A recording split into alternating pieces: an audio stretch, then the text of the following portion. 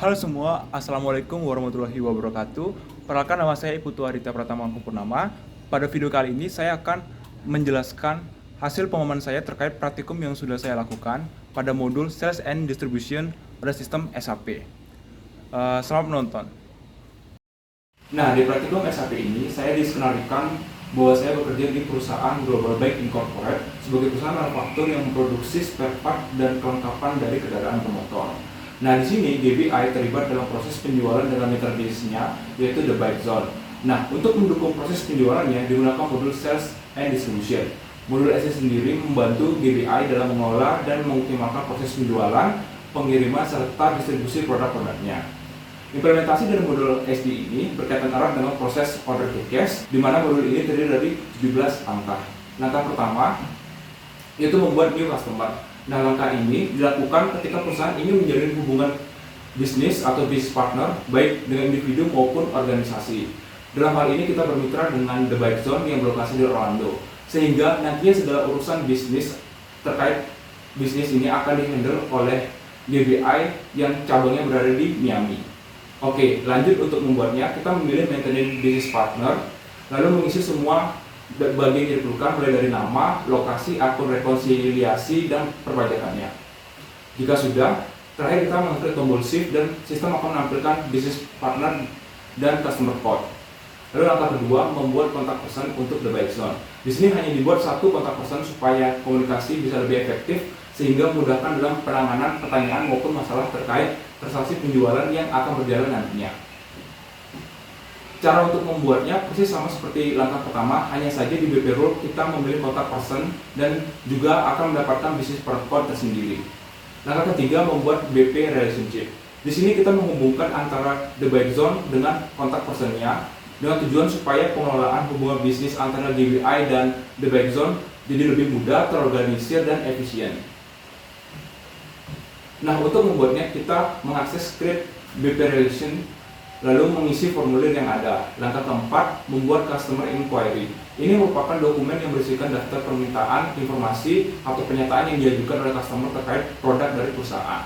Nah, untuk membuatnya kita melalui add script inquiry, lalu nanti akan muncul form yang perlu diisi. Namun yang dicatatkan di sini harus sesuai dengan permintaan dari customer, yaitu The Bike Zone, di mana hanya menambah dua material, yaitu deluxe dan profesional touring bike dengan masing-masing kuantitasnya 5 dan 2. Lalu juga perlu mengisi sold to party atau pihak pembeli, seat to party pihak penerima pesanan, tanggal-tanggal penting lainnya, dan masing-masing produk juga diatur order probability-nya menjadi 70, yang artinya besar kemungkinan customer ini menerima tawaran dan melanjutkan pembelian tersebut. Perlu untuk kita mengecek ketersediaan stok dari produk yang diminta melalui availability overview. Terakhir akan terpampang pula net value atau nilai bersih dari transaksi tersebut dan expect order value sebagai perkiraan nilai transaksi yang diharapkan dari pesanan yang muncul dari inquiry tersebut, dan besar kecilnya expect order value ini dipengaruhi oleh order probability yang telah ditetapkan. Langkah kelima, membuat quotation. Mirip dengan inquiry, cuma bedanya di sini quotation itu penawaran yang bersifat final dan mengikat, dimana jika customer menerimanya maka itu menunjukkan niat mereka untuk membeli dan dapat memicu kewajiban hukum bagi kedua belah pihak. Nah, formulir quotation sendiri tidak beda jauh dengan inquiry, dan di SAP sendiri terdapat fitur pengisian otomatis dengan mengacu pada inquiry number yang sudah dibuat sebelumnya. Namun nantinya terdapat beberapa perubahan, yakni kita menambahkan diskon pada produk yang dipesan. Ada dua macam diskon. Diskon yang pertama global, efeknya hanya pada net value dengan besar diskonnya 5%. Lalu lokal diskon yang hanya diterapkan pada deluxe touring bike sebesar $50 per item. Nah, di sini penawaran diterima oleh customer. Jadi bisa lanjut ke langkah ke-6, yaitu membuat sales order referencing a quotation. Nah, kita mengakses add manage sales order lalu memasukkan quotation number supaya nanti bisa terisi otomatis formnya, dan nanti akan memasukkan standar order number. Oh ya, untuk akhir tahapan inquiry dan quotation juga menghasilkan nomor dokumen tersendiri dan harus dicatat. Langkah ke-7, mengecek status dari produk-produk yang dipesan. Kenapa ini perlu dicek? Supaya kita bisa lebih memastikan ketersediaan produk yang dipesan dan memastikan bahwa pesanan dapat dipenuhi dengan tepat waktu sehingga tidak membuat pelanggan menjadi kecewa. Nah, buat mengeceknya kita mengakses app display stock overview, lalu nanti kita cek satu persatu dari list material yang dipesan. Nah, nanti di stock overview kita memilih lokasi gudang dan mengklik tombol display, detail display. Nanti akan munculkan informasi terkait inventory dari material yang dicari. Nah, di sini unrestricted use masih 100, tidak berkurang 5 dikarenakan barang itu belum melalui proses delivery.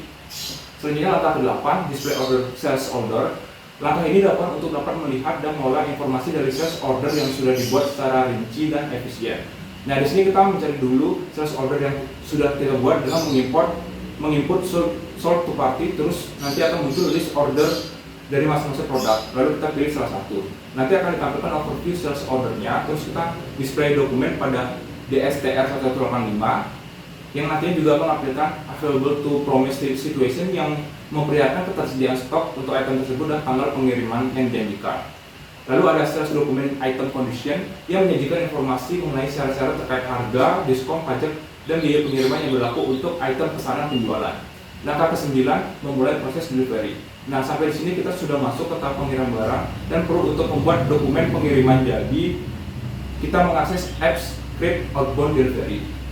Lalu kita mengatur filternya, kita tambahkan ship to party dan plan creation date-nya, terus nanti akan muncul list of outbound deliveries, lalu kita mencentang dan mengklik Create Deliveries. Masuk ke langkah ke-10, cek stok status. Nah, sama seperti pada langkah ke-7, hanya saja karena produk sudah dikirim, kita perlu memastikan lagi satu persatu apakah masih ada di gudang atau tidak. Nah, di sini di stock overview basic list ternyata unrestricted use-nya masih 100, tapi di sini sales order-nya menjadi 0, di mana schedule for delivery-nya yang bertambah menjadi 5. Langkah ke-11, cek outbound delivery status. Di sini kita mengakses apps manage outbound deliveries, lalu memilih outbound delivery yang akan di-pick. Nah, nanti ada dua hal yang harus dicek. Yang pertama, picking status, yaitu kita barang yang telah dipilih itu harus dipersiapkan untuk dikirimkan ke customer. Dan di sini ada beberapa hal yang perlu dicek lagi terkait informasi pemesanan produk dan storage location-nya.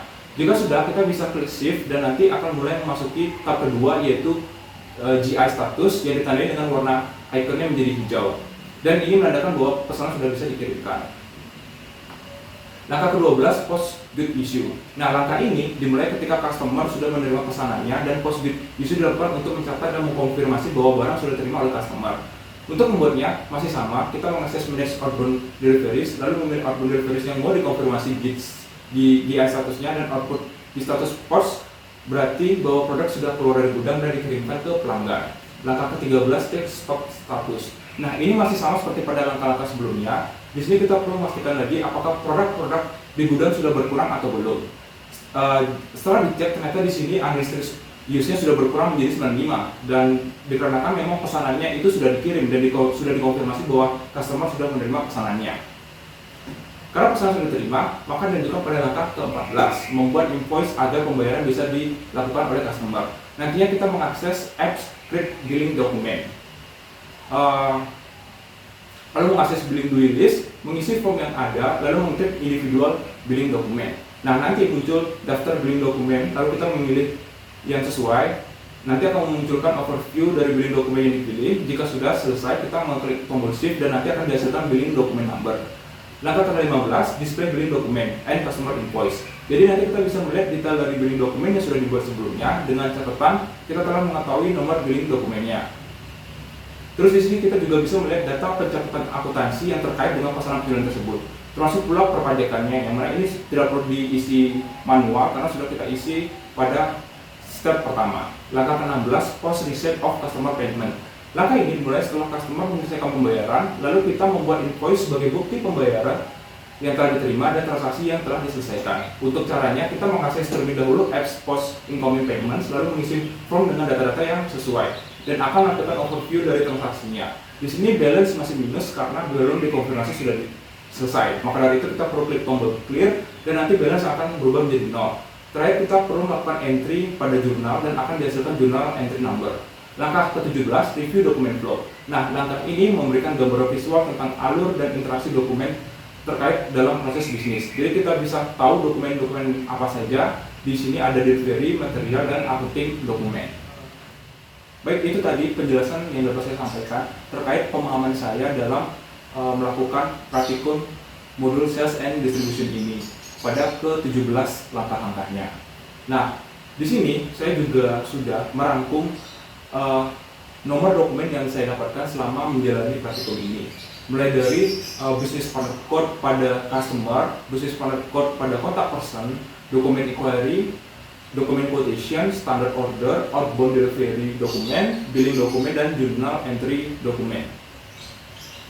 Di sini juga selama menjalankan praktikum secara mandiri, baik itu di rumah maupun di saat berada di kelas, saya juga sempat mengalami beberapa error yang ini bukan dikarenakan oleh kesalahan pada sistem, namun karena adanya kesalahan pada diri saya sendiri, yaitu human error, di mana saya sempat juga lalai dalam mengisi tanggal yang harusnya diisi tanggal pada hari ini atau pada hari dilakukannya latihan tersebut, namun saya mengisinya salah. Entah itu saya mengisi tanggalnya itu sehari setelah hari ini atau sebelumnya. Jadi akan memunculkan pesan peringatan dari sistem SAP sendiri, atau mungkin saya salah mengisi beberapa hal atau terlupa mengisi beberapa hal yang pada sistem seharusnya itu perlu untuk diisi, seperti itu. Namun untuk error-error yang berkaitan dengan kesalahan pada sistem itu saya tidak menemukan selama menjalankan praktikum ini. Kemudian dari praktikum yang sudah saya lakukan ini, saya mendapati bahwa praktikum di modul Sales and Distribution SAP ini sangat membantu saya dalam memahami dan mengaplikasikan proses bisnis penjualan, pengiriman, dan penagihan dengan menggunakan sistem SAP, serta memberikan wawasan praktis dan keterampilan dalam mengelola transaksi penjualan secara lebih efektif. Mungkin itu saja yang bisa saya sampaikan pada video ini. Kurang lebihnya saya mohon maaf, dan terakhir saya tutup dengan mengucapkan wassalamualaikum warahmatullahi wabarakatuh.